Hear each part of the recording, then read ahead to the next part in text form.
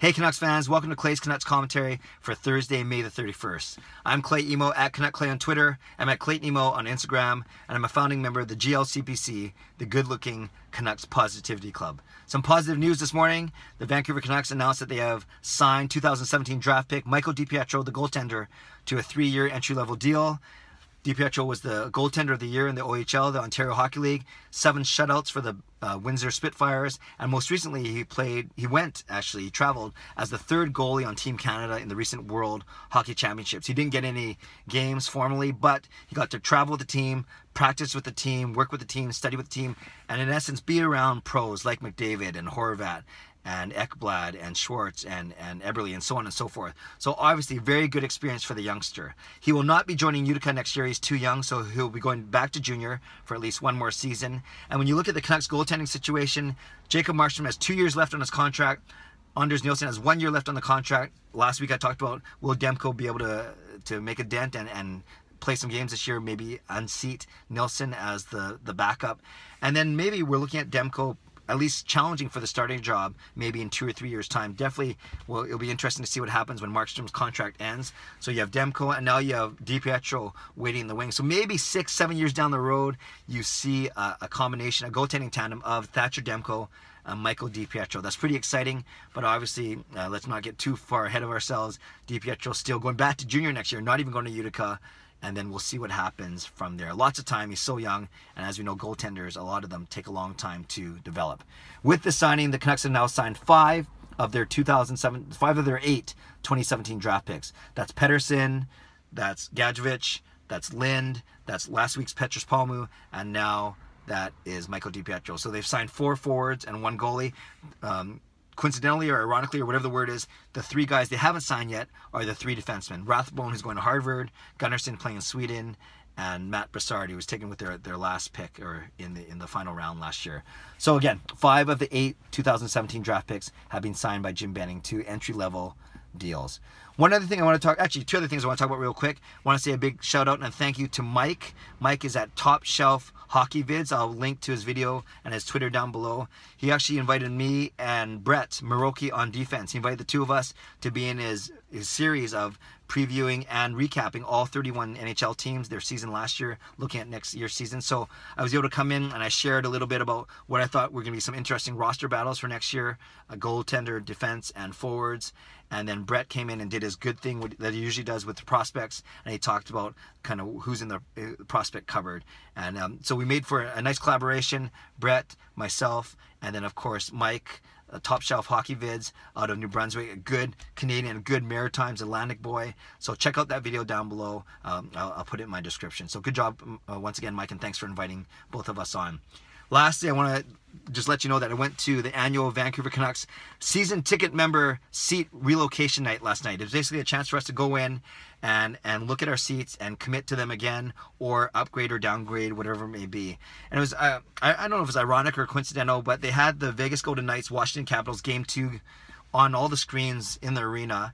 And while I was looking at that and then thinking about the future of the Canucks, obviously the Canucks aren't that close to being a Stanley Cup contender yet.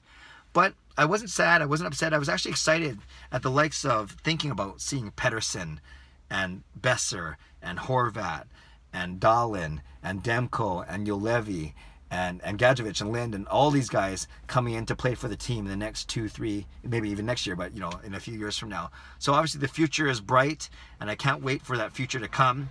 And part of that is obviously getting to the arena. So first world problem, I had to decide if I was going to keep my current seats or move to other seats. My season ticket partner, Mike, he basically said, we're not going to spend any more money. So I said, that's fine. We're either staying in the same price level or we're going to move down 1. We're in a very good price level right now. So in essence, right now, our seats are section 319, row 13, seats 1 and 2. So a couple of good things about this. It's basically the last seat, the last section before you cross the aisle, and then the price goes up $400 a ticket. So we're basically as far out of the corner as you can before the price jumps. So that's obviously a good seat. We are in the aisle, row seats 1 and 2. While my friend Mike likes the middle because he doesn't like getting up for people going to the washroom. I have mastered, even with my kids, it's really nice being on the aisle. I've mastered going to the washroom and coming back, not in an intermission, but in a TV timeout, so we can actually get to the restroom and back in 2.5 minutes and not miss a single second of action. So that's why I do like the aisle. And also, we see the Canucks shoot twice. I was looking at, if anyone knows Rogers Arena, I was looking at the other side of the arena, section 328, row 9, so it's actually 4 rows closer to the ice, but seats 3 and 4. So not necessarily the aisle, but just 2 seats in. And that's what I was looking at yesterday. And in essence, and being on the other side of the arena, then it's the Canucks defending twice. And I talked to some people say, no, that's fine. You'd rather see the stars of the other teams come in and shoot on in the offensive end, first and third period. So that's guys like McDavid and Crosby and Ovechkin, of course, and Kane or whatever it may be. So, it was 6 of one, half dozen of the other, basically hemmed and hawed. Do I keep my seats or do I move to the other side of the arena, 4 rows closer, 2 seats in, and being on the defensive end for first and third periods as opposed to the offensive end? Ended up sticking in my seats, didn't change, and I think I made a good choice because I looked at my section and there were only 2 seats in the entire 150 seat section that were up for grabs, meaning there's only 2 season ticket holders in that entire section that were actually looking to sell their seats. And I think it's because of its location and the fact that it's in a good price range. I think that's why these are coveted seats. So ultimately, I stayed where I was. I tweeted a couple pictures. Vancouver Canucks official Twitter account actually wrote back to me and said, "Decisions. I hope you had a good time in the arena." And I said, yeah, I had a great time in the arena. It was my first time there in 2 months since the last Canucks home game of the season, since that historic and magical night with the Sedins doing their thing and saying goodbye to their fans. So it was nice to get in the arena, and I got excited.